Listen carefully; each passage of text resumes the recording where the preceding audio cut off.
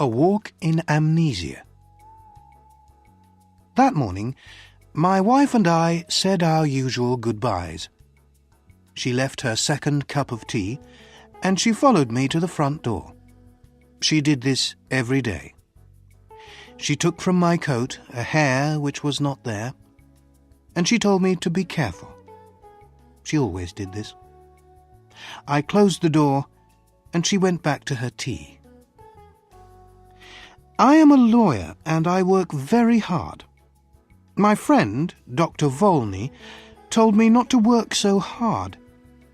"You'll be ill," he said. "A lot of people who work too hard get very tired, and suddenly they forget who they are. They can't remember anything. It's called amnesia. You need a change and a rest." "But I do rest," I replied. "On Thursday nights, my wife and I play a game of cards, and on Sundays she reads me her weekly letter from her mother." That morning, when I was walking to work, I thought about Dr. Volney's words. I was feeling very well and pleased with life. When I woke up, I was on a train and feeling very uncomfortable after a long sleep. I sat back in my seat and I tried to think. After a long time, I said to myself, "I must have a name." I looked in my pockets. No letter, no papers, nothing with my name on. But I found $3,000. I must be someone, I thought. The train was crowded with men who were all very friendly. One of them came and sat next to me. "Hi, my name's R.P. Boulder, Boulder & Son from Missouri. You're going to the meeting in New York, of course. What's your name?" I had to reply to him, so I said quickly, "Edward Pinkhammer, from Cornopolis, Kansas." He was reading a newspaper, but every few minutes he looked up from it to talk to me. I understood from his conversation that he was a druggist, and he thought that I was a druggist too. "Are all these men druggists?" I asked. "Yes, they are," he answered. "Like us, they're all going to the yearly meeting in New York." After a time, he held out his newspaper to me. "Look at that," he said. "Here's another of those men who run away and then say that they have forgotten who they are. A man gets tired of his business and his family, and he wants to have a good time. He goes away somewhere, and when they find him, he says that he doesn't know who he is and that he can't remember anything." I took the paper and read this. "Denver, June 12th. Elwyn C. Belford, an important lawyer in the town, left home 3 days ago and has not come back. Just before he left, he took out a lot of money from his bank. Nobody has seen him since that day. He is a quiet man who enjoys his work and is happily married. But Mr. Belford works very hard, and it is possible that he has amnesia." "But sometimes people do forget who they are, Mr. Boulder," I said. "Oh, come on," Mr. Boulder answered. "It's not true, you know. These men just want something more exciting in their lives. Another woman, perhaps. Something different." We arrived in New York at about 10 o'clock at night. I took a taxi to a hotel, and I wrote the name Edward Pinkhammer in the hotel book. Suddenly, I felt wild and happy. I was free. A man without a name can do anything. The young man behind the desk at the hotel looked at me a little strangely. I had no suitcase. "I'm here for the druggists' meeting," I said. My suitcase is lost." I took out some money and gave it to him. The next day I bought a suitcase and some clothes, and I began to live the life of Edward Pinkhammer. I didn't try to remember who or what I was. The next few days in Manhattan were wonderful. The theatres, the gardens, the music, the restaurants, the nightlife, the beautiful girls. And during this time, I learned something very important. If you want to be happy, you must be free. Sometimes I went to quiet, expensive restaurants with soft music. Sometimes I went on the river in boats full of noisy young men and their girlfriends. And then there was Broadway with its theatres and bright lights. One afternoon, I was going back into my hotel when a fat man came and stood in front of me. "Hello, Belford!" he cried loudly. "What are you doing in New York? Is Mrs. B with you?" "I'm sorry, but you're making a mistake, sir," I said coldly. "My name is Pinkhammer. Please excuse me."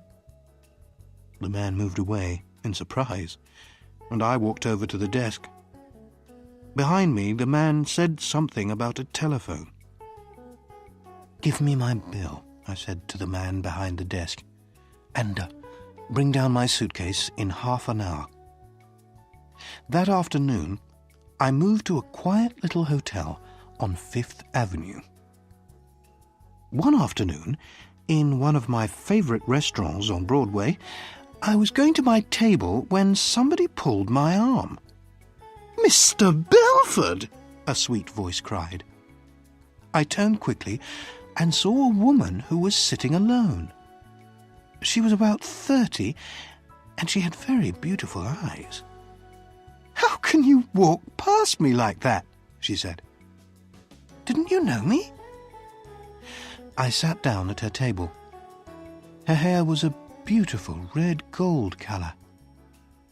"Are you sure you know me?" I asked. "No," she smiled. "I never really knew you." "Well, my name is Edward Pinkhammer," I said, "and I'm from Kansas." "So you haven't brought Mrs. Belford with you, then?" she said, and she laughed. "You haven't changed much in 15 years, Elwyn." Her wonderful eyes looked carefully at my face. "No," she said quietly. "You haven't forgotten. I told you that you could never forget."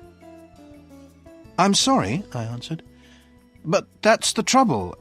I have forgotten. I've forgotten everything." She laughed. "Did you know that I married 6 months after you did? It was in all the newspapers." She was silent for a minute. Then she looked up at me again. "Tell me one thing, Elwyn," she said softly. "Since that night, 15 years ago, can you touch, smell, or look at white roses and not think of me?" "I can only say that I don't remember any of this," I said carefully. "I'm very sorry." I tried to look away from her. She smiled and stood up to leave. Then she held out her hand to me, and I took it for a second. "Oh, yes, you remember," she said, with a sweet, unhappy smile. "Goodbye, Elwyn Belford." That night, I went to the theatre, and when I returned to my hotel, a quiet man in dark clothes was waiting for me. "Mr. Pinkhammer," he said, "can I speak with you for a minute? There's a room here." I followed him into a small room. A man and a woman were there. The woman was still beautiful, but her face was unhappy and tired. I liked everything about her. The man, who was about 40, came to meet me. "Belford," he said, "I'm happy to see you again. I told you that you were working too hard. Now you can come home with us. You'll soon be all right." My name, I said, is Edward Pinkhammer. I've never seen you before in my life. The woman cried out, "Oh, Elwyn! Elwyn! I'm your wife!" She put her arms around me, but I pushed them away. "Oh, Dr. Volney, what is the matter with him?" the woman cried. "Go to your room," the doctor said to her. "You'll soon be well again." The woman left, and so did the man in the dark clothes. The man, who was a doctor, turned to me and said quietly, "Listen, your name is not Edward Pinkhammer." "I know that," I replied, "but a man must have a name." "Why not Pinkhammer?" "Your name," the doctor said, "is Elwyn Belford. You are one of the best lawyers in Denver, and that woman is your wife." "She is a very fine woman," I said, after a minute. "I love the colour of her hair." "She's a very good wife," the doctor replied. "When you left 2 weeks ago, she was very unhappy. Then we had a telephone call from a man who saw you in a hotel here." "I think I remember him," I said. "He called me Belford. Excuse me, but who are you?" "I'm Bobby Volney. I've been your friend for 20 years and your doctor for 15 years. Elwyn, try to remember." "You say you're a doctor," I said. "How can I get better? Does amnesia go slowly or suddenly?" "Sometimes slowly, sometimes suddenly." "Will you help me, Dr. Volney?" I asked. "Old friend," he said, "I'll do everything possible." "Very well. And if you're my doctor, you can't tell anybody what I say?" "Of course not," Dr. Volney answered. I stood up. There were some white roses on the table. I went over to the table, picked up the roses, and threw them far out of the window. Then I sat down again. "I think it will be best, Bobby," I said, "to get better suddenly. I'm a little tired of it all now. Go and bring my wife Marion in now." "But, oh, doctor," I said with a happy smile. "Oh, my good old friend. It was wonderful."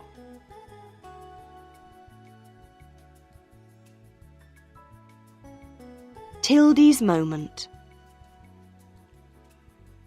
Bogle's Family Restaurant on 8th Avenue is not a famous place, but if you need a large, cheap meal, then Bogle's is the place for you. There are 12 tables in the room, 6 on each side. Bogle himself sits at the desk by the door and takes the money. There are also 2 waitresses and a voice. The voice comes from the kitchen. At the time of my story, one of the waitresses was called Aileen.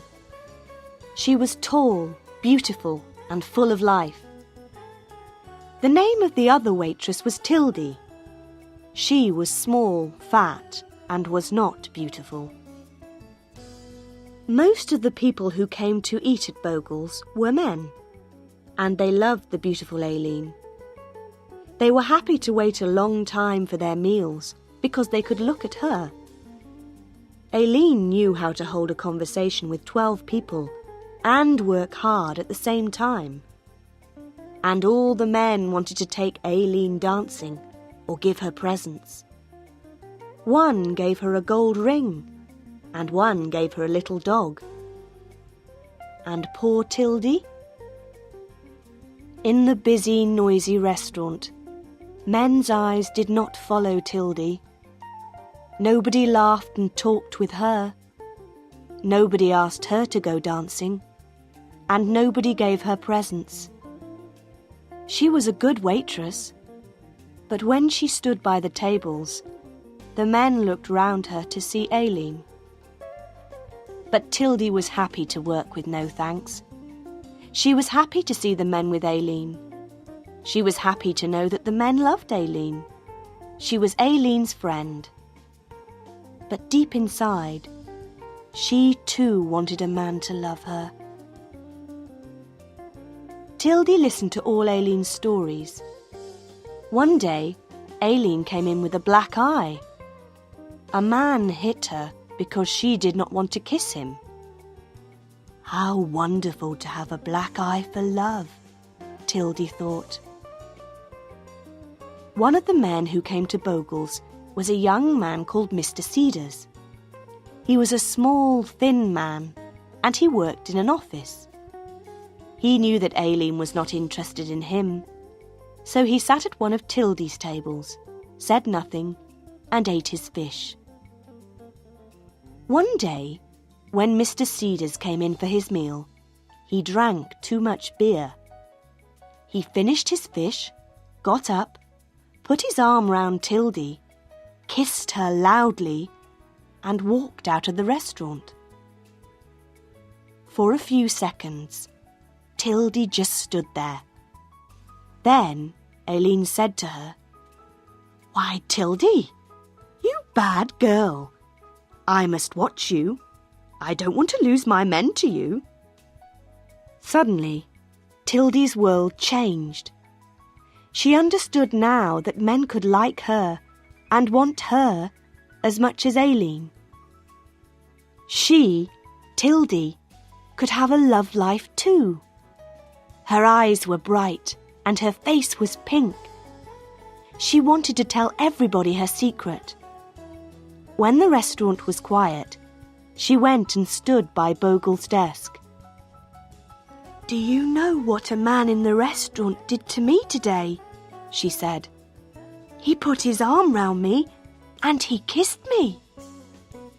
"Really?" Bogle answered. This was good for business. "Next week you'll get $1 a week more." And when, in the evening, the restaurant was busy again, Tildy put down the food on the tables and said quietly, "Do you know what a man in the restaurant did to me today? He put his arm round me and kissed me." Some of the men in the restaurant were surprised. Some of them said, "Well done."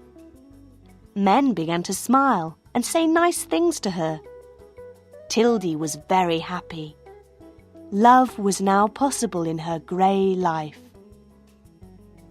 For 2 days, Mr. Cedars did not come again. And in that time, Tildy was a different woman. She wore bright clothes, did her hair differently, and she looked taller and thinner. Now she was a real woman because someone loved her. She felt excited and a little afraid. What would Mr. Cedars do the next time he came in? At 4 o'clock in the afternoon of the 3rd day, Mr. Cedars came in. There were no people at the tables, and Aileen and Tildy were working at the back of the restaurant. Mr. Cedars walked up to them. Tildy looked at him, and she could not speak. Mr. Cedars' face was very red, and he looked uncomfortable. "Miss Tildy," he said, "I want to say that I'm sorry for what I did to you a few days ago. It was the drink, you see. I didn't know what I was doing. I'm very sorry." And Mr. Cedars left. But Tildy ran into the kitchen and she began to cry. She could not stop crying. She was no longer beautiful. No man loved her. No man wanted her. The kiss meant nothing to Mr. Cedars.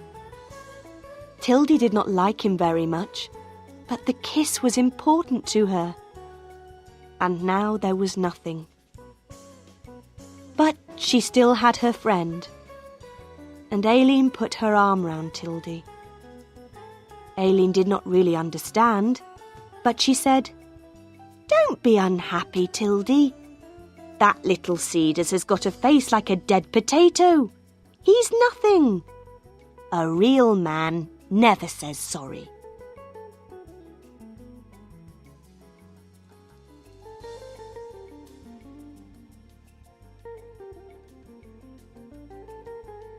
The Memento. The window of Miss Darmonde's room looked out onto Broadway and its theatres. But Lynette Darmonde turned her chair round and sat with her back to Broadway. She was an actress and needed the Broadway theatres. But Broadway did not need her. She was staying in the Hotel Thalia. Actors go there to rest for the summer and then try to get work for the autumn when the little theatres open again. Miss Darmonde's room in this hotel was a small one, but in it there were many mementos of her days in the theatre, and there were also pictures of some of her best friends. She looked at one of these pictures now and smiled at it. "I'd like to know where Lee is now," she said to herself. She was looking at a picture of Miss Rosalie Ray, a very beautiful young woman. In the picture, Miss Ray was wearing a very short skirt, and she was sitting on a swing. Every night in the theatre, she went high in the air on her swing, over the heads of all the people. When she did this, all the men in the theatre got very excited and stood up. This was because, when her long, beautiful legs were high in the air, her yellow garter flew off and fell down to the men below. She did this every evening, and every evening 100 hands went up to catch the garter. She did other things. She sang, she danced. But when she got onto her swing, all the men stood up. Miss Ray did not have to try very hard to find work in the theatre. After 2 years of this, Miss Darmonde remembered, Miss Ray suddenly left the theatre and went to live in the country. And 17 minutes after Miss Darmonde said, "I'd like to know where Lee is now," somebody knocked on the door. It was, of course, Rosalie Ray. "Come in," Miss Darmonde called, and Miss Ray came in. Yes, it was Rosalie. She took off her hat, and Miss Darmonde could see that she looked very tired and unhappy. "I've got the room above you," Rosalie said. "They told me at the desk downstairs that you were here." "I've been here since the end of April," Lynette replied. "I begin work again next week, out in a small town." "But you left the theatre 3 months ago, Lee. Why are you here?" "I'll tell you, Lynn. But give me a drink first." Miss Darmonde passed a bottle to her friend. "Ah, that's good," said Rosalie. "My first drink for 3 months. Yes, Lynn. I left the theatre because I was tired of the life. And because I was tired of men. Well, the men who come to the theatre." You know we have to fight them off all the time. They're animals. They ask you to go out with them. They buy you a drink or two. And then they think that they can do what they want. It's terrible. And we work hard. We get very little money for it. We wait to get to the top. And it never happens. But most of all, I left because of the men. Well, I saved $200. And when summer came, I left the theatre and went to a little village by the sea on Long Island. I planned to stay there for the summer and then learn how to be a better actress. But there was another person who was staying in the same house. The Reverend Arthur Lyle. Yes, Lynn, a man of the church. When I saw him for the first time, I fell in love with him at once. He was a fine man, and he had a wonderful voice. Well, it's only a short story, Lynn. A month later, we decided to marry.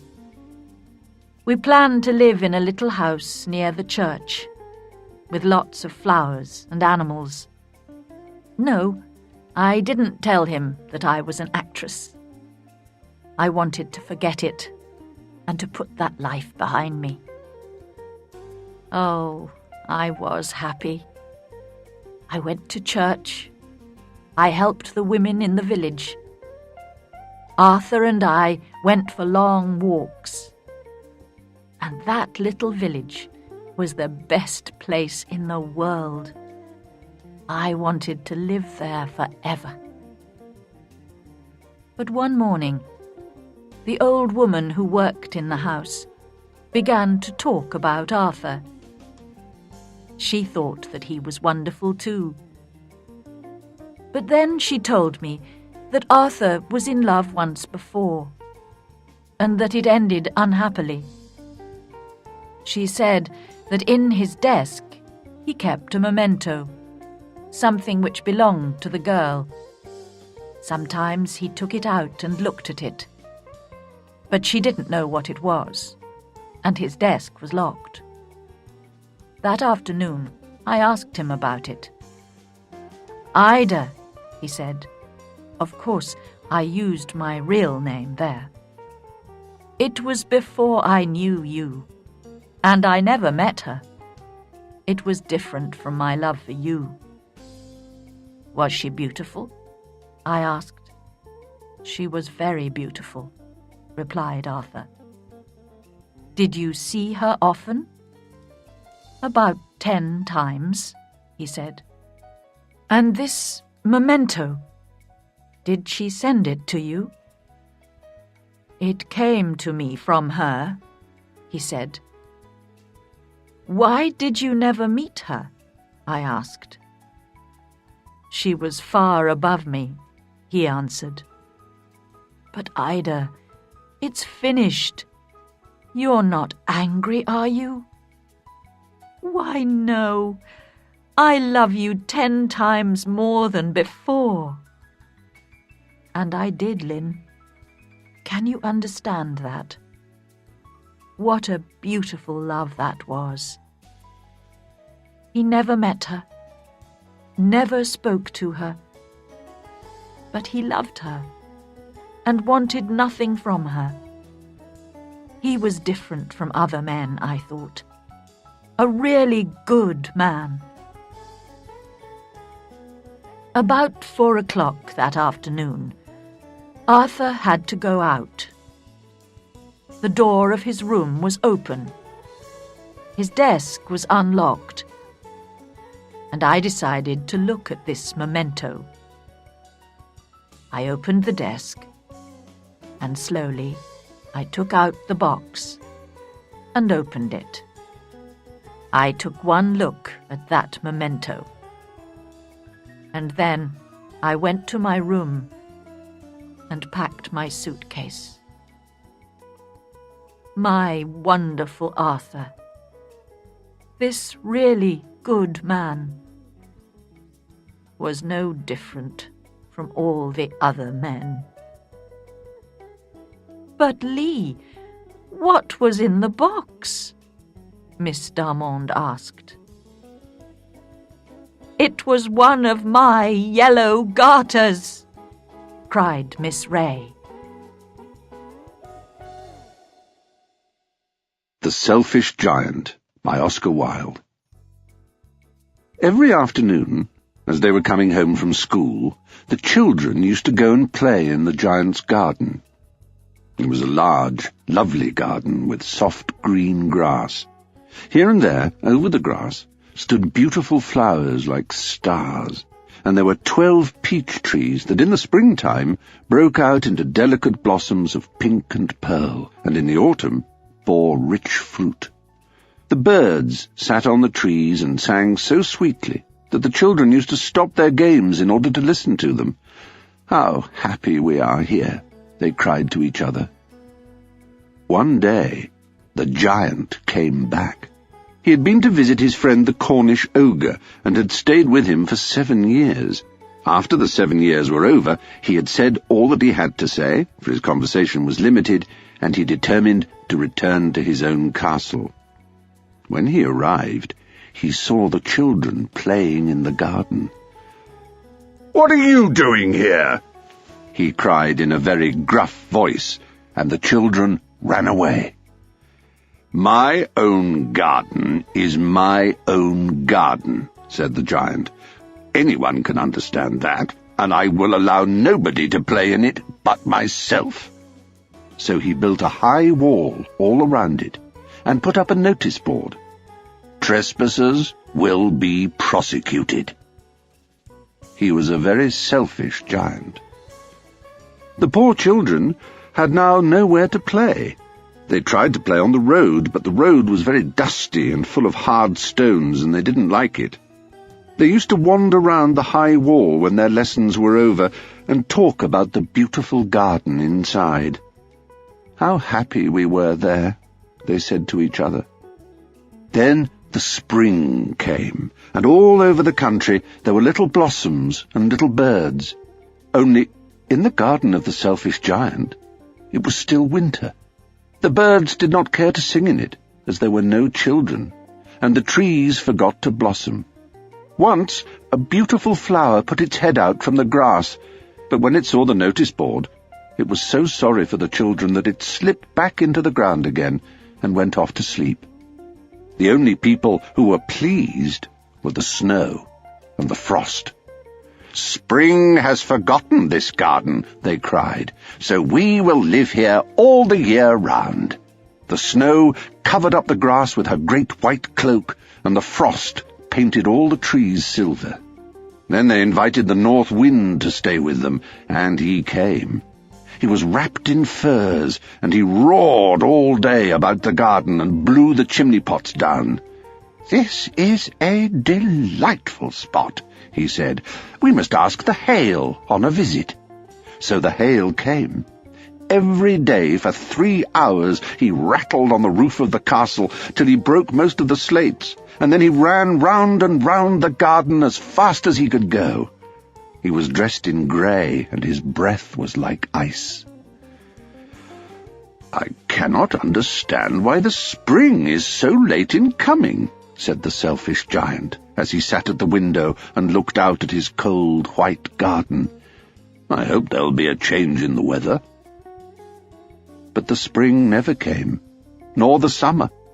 The autumn gave golden fruit to every garden, but to the giant's garden she gave none.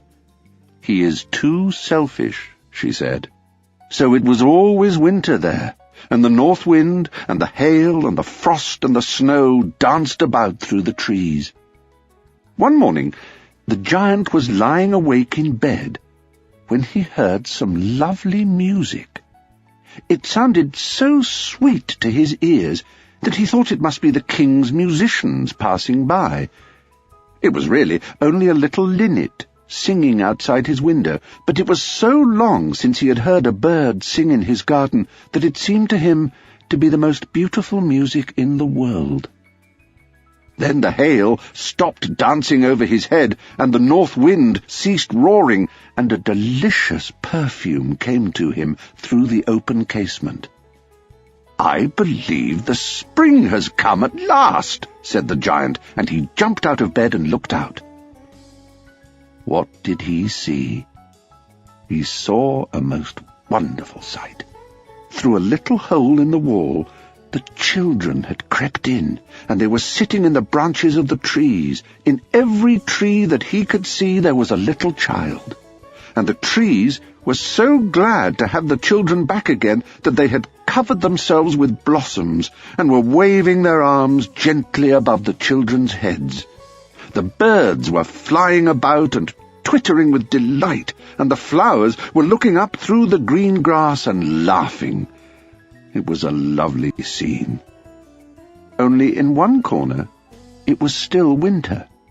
It was the farthest corner of the garden, and in it was standing a little boy.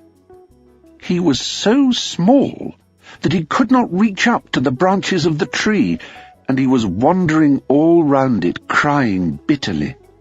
The poor tree was still quite covered with frost and snow, and the north wind was blowing and roaring above it. "Climb up, little boy," said the tree, and it bent its branches down as low as it could, but the boy was too tiny. And the giant's heart melted as he looked out. "How selfish I have been," he said. "Now I know why the spring would not come here. I will put that poor little boy on the top of the tree, and then I will knock down the wall, and my garden shall be the children's playground for ever and ever." He was really very sorry for what he had done. So he crept downstairs and opened the front door quite softly, and went out into the garden. But when the children saw him, they were so frightened that they all ran away, and the garden became winter again. Only the little boy did not run, for his eyes were so full of tears that he did not see the giant coming. And the giant stole up behind him, and took him gently in his hand, and put him up into the tree. And the tree broke at once into blossom, and the birds came and sang on it, and the little boy stretched out his 2 arms and flung them round the giant's neck and kissed him. And the other children, when they saw that the giant was not wicked any longer, came running back, and with them came the spring. "It is your garden now, little children," said the giant, and he took a great axe and knocked down the wall. And when the people were going to market at 12 o'clock, they found the giant playing with the children in the most beautiful garden they had ever seen. All day long they played, and in the evening they came to the giant to bid him goodbye. "But where is your little companion?" he said. "The boy I put into the tree." The giant loved him the best, because he had kissed him. "We don't know," answered the children. "He has gone away." "You must tell him to be sure and come here tomorrow," said the giant. But the children said that they did not know where he lived, and had never seen him before, and the giant felt very sad. Every afternoon, when school was over, the children came and played with the giant. But the little boy whom the giant loved was never seen again. The giant was very kind to all the children, yet he longed for his first little friend, and often spoke of him. "How I would like to see him," he used to say. Years went over, and the giant grew very old and feeble. He could not play about any more, so he sat in a huge armchair and watched the children at their games and admired his garden. "I have many beautiful flowers," he said, "but the children are the most beautiful flowers of all." One winter morning he looked out of his window as he was dressing. He did not hate the winter now, for he knew that it was merely the spring asleep, and that the flowers were resting. Suddenly He rubbed his eyes in wonder and looked and looked. It certainly was a marvellous sight. In the farthest corner of the garden was a tree quite covered with lovely white blossoms. Its branches were all golden, and silver fruit hung down from them, and underneath it stood the little boy he had loved. Downstairs ran the giant in great joy, and out into the garden. He hastened across the grass and came near to the child. And when he came quite close, his face grew red with anger, and he said, "Who hath dared to wound thee?" For on the palms of the child's hands were the prints of 2 nails, and the prints of 2 nails were on the little feet. "Who hath dared to wound thee?" cried the giant. "Tell me, that I may take my big sword and slay him." "Nay," answered the child, "but these are the wounds of love." "Who art thou?" said the giant, and a strange awe fell on him, and he knelt before the little child. And the child smiled on the giant, and said to him, "You let me play once in your garden. Today you shall come with me to my garden, which is paradise." And when the children ran in that afternoon, they found the giant lying dead under the tree, all covered with white blossoms. The Doll. Mr. Brown lived near the centre of town, but his small house had a garden. Mr. Brown liked his garden very much. It had a lot of flowers, and they were pretty in summer. Red, blue, and yellow. Mr. Brown liked sitting there in the evenings and at weekends. But he had to work too. Mr. Brown worked in an office. It wasn't near his house, so he often went to work on the bus. He came home on the bus too. Mr. Brown was a lonely man. He didn't have many friends, and he didn't talk to many people. And so he was sad and often bored. One very hot day, Mr. Brown walked home. He didn't want to go on the bus that day. He wanted a walk in the warm sun. In one street, there was a small shop. Mr. Brown looked in the window. There were very old things in the window, and Mr. Brown liked old things. He went into the shop. "Good afternoon," said the man in the shop. "Good afternoon," said Mr. Brown. "Can I look round the shop?" "Please do." Mr. Brown looked at the things in the shop. He saw an old doll with a sad face. It wasn't a pretty face, but Mr. Brown liked it. The doll was a little old man with white hair and black clothes. Mr. Brown thought, perhaps the doll is lonely too. He asked, "How much do you want for this old doll?" The man thought, "Oh, that? £3, he said. Mr. Brown wanted the doll. Why? He didn't know, but he wanted it. £3 was a lot of money for an old doll, but Mr. Brown paid it. He went out with the doll in his hand. He looked at its face. Is it smiling? He wondered. No, he thought. It's only a doll. He said to it, "I'm going to take you home." The doll didn't answer. It was only a doll. So why did Mr. Brown speak to it? Because he was lonely. He put it in his case with his papers from the office. Mr. Brown was tired now, so he got on the bus. The man came for Mr. Brown's money, and Mr. Brown bought a ticket. Suddenly, somebody on the bus spoke. "Go away," said the person. "you stupid man. Go away." Everybody on the bus looked at Mr. Brown. Did he say that? They wondered. The ticket man was angry with Mr. Brown. Why did he say that? He wondered.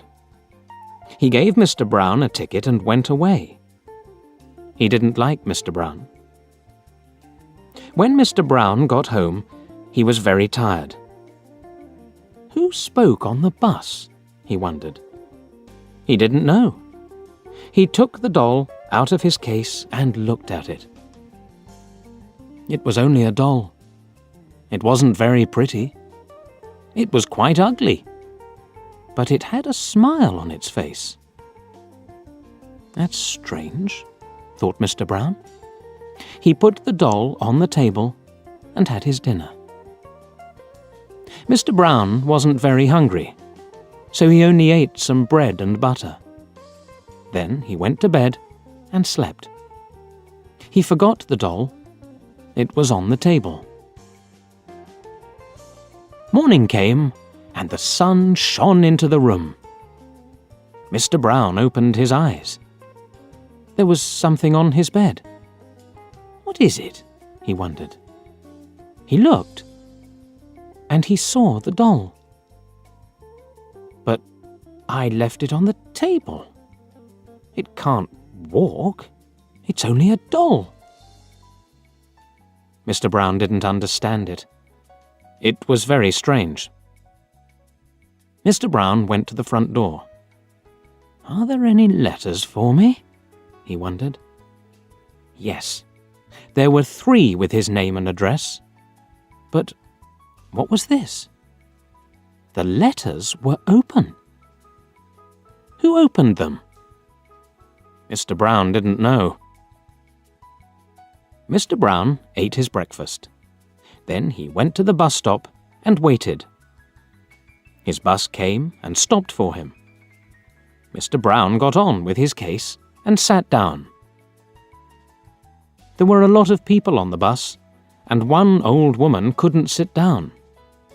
Her face was tired, and Mr. Brown was a kind man.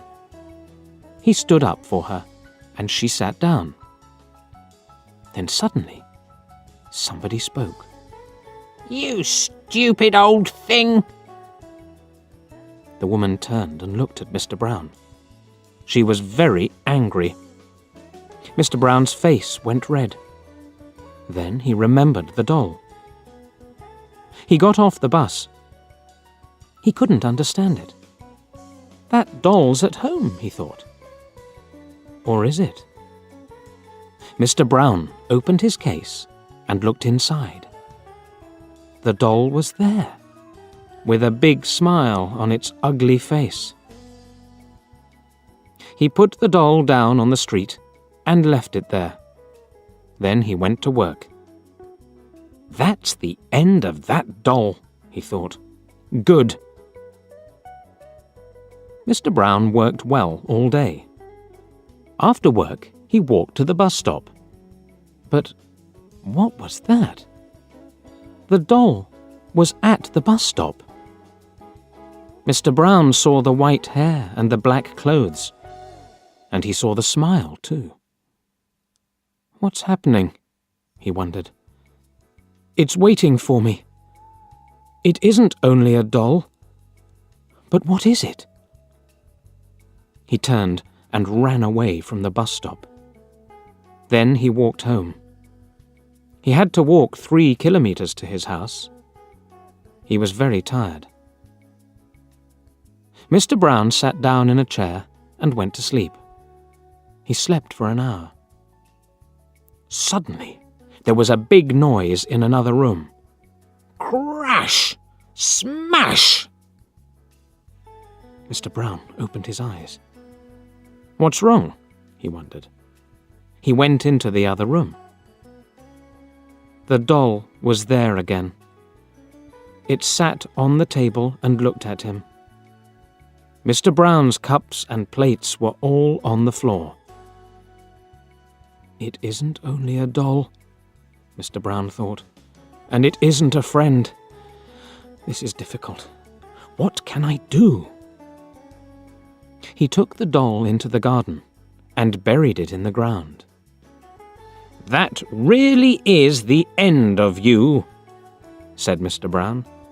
You're under the ground now. You won't get out of there. Next day, Mr. Brown went to work on the bus. He didn't have the doll now, and nobody spoke. He worked hard, and he was happy. Mr. Brown came home again that night. He watched television. This is good, he thought. At 11 o'clock, he went to bed. The house was dark and quiet. But an hour later, there was a sudden noise in the night. Mr. Brown sat up in bed. He was cold and afraid. What was that noise? He wondered. The noise was at the back door. Mr. Brown was afraid, but he opened the door. It was the doll again. It was dirty from the ground, but it looked at Mr. Brown and smiled. It was a cold smile, and Mr. Brown was very afraid. He looked at the doll and said, "Go away! Please, go away!" The doll didn't speak. It only smiled again. Mr. Brown was very angry now. He took the doll into the garden again. He found some wood, and he made a big fire. He lit the fire, then he put the doll on the top. "Now die," said Mr. Brown. "It's different this time. This will be the end of you." And Mr. Brown smiled. The fire was hot and red. The fire got bigger and bigger. Suddenly, there was a loud cry, and people ran out of their houses. "What's wrong?" they shouted. "There's a big fire in Mr. Brown's garden," somebody said. "Look!" And there was a big fire. The people looked round the house and garden. They couldn't find Mr. Brown. But on the ground, near the fire, there was a doll with white hair and black clothes. It wasn't a pretty doll, and there was a smile on its face.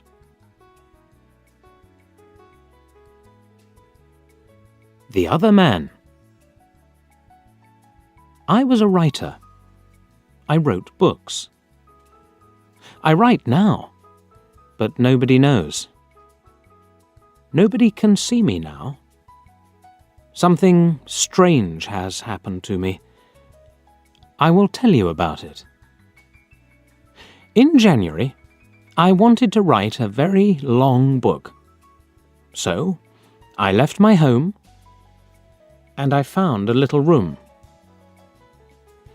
This is a good room for a writer, I thought. I'll write my book here. It was a little room, but I liked it. It was very quiet.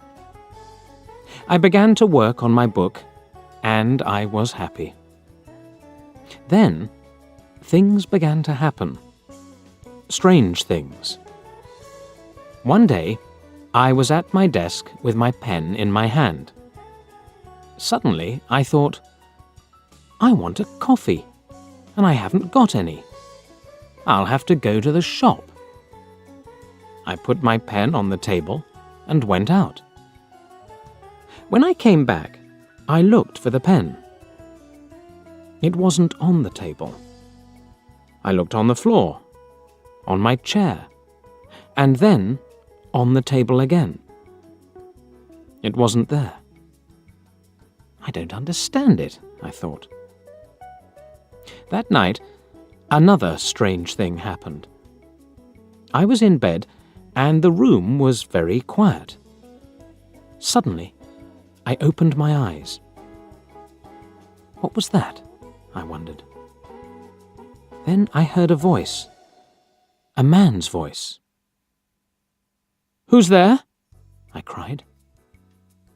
There was no answer, and there was nobody in the room. I couldn't understand it, and I was afraid. What can I do? I thought. What was that? After that, strange things happened every day. But I had to finish my book, so I stayed there. The room was very small. There were not many things in it. Only a bed, a table, and a chair. And there was a mirror on the wall. It was a very old mirror, and I liked it. And then, one day, I looked in the mirror and I saw him, the other man. It wasn't me. This man had a beard, but I didn't. I shut my eyes and looked again. This time, I saw my face in the mirror. That didn't happen, I thought. I was wrong. There wasn't another man. I went for a walk that day, and I didn't work on my book. I didn't want to be in the room. I didn't want to see or hear strange things. At night, I went home again. The room was very quiet. I looked in the mirror and saw my face. But I wasn't happy. I went to bed, but I couldn't sleep. I'll leave here tomorrow, I thought. And after that, I slept. But then, another strange thing happened. The other man stood by my bed and spoke to me. "You will never leave here," he said. "You will stay with me." And then I opened my eyes. I was very cold and afraid. I'll leave now, I thought. I can't stay here for one more minute. Quickly, I put my things in a case. I wanted to go, now. I couldn't forget the man, so I was afraid.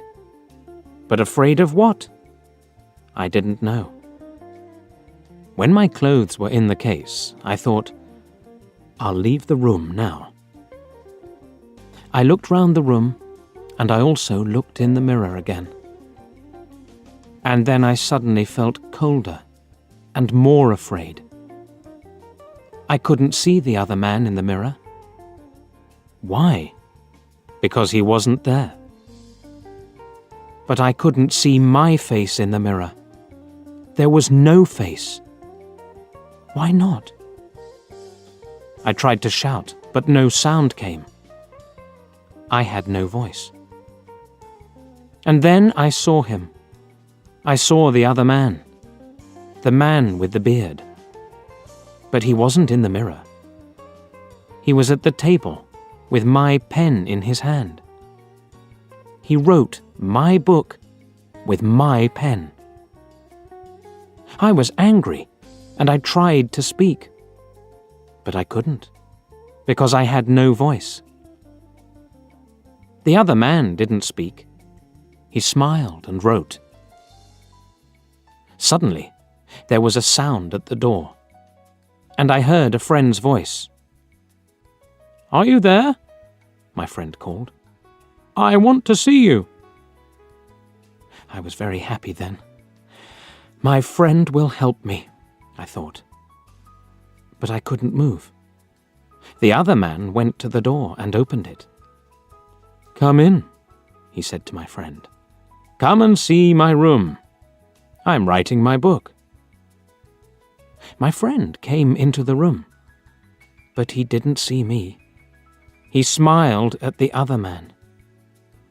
My friend said, "Oh, you have a beard now?" Again and again I tried to speak, but I couldn't. My friend couldn't see me. He couldn't hear me. He only saw the other man. That is my story. The other man has my room, and he also has my face and my voice. He will finish my book too. But the other man doesn't know one thing. I can write. I can tell my story, and I'm telling it to you.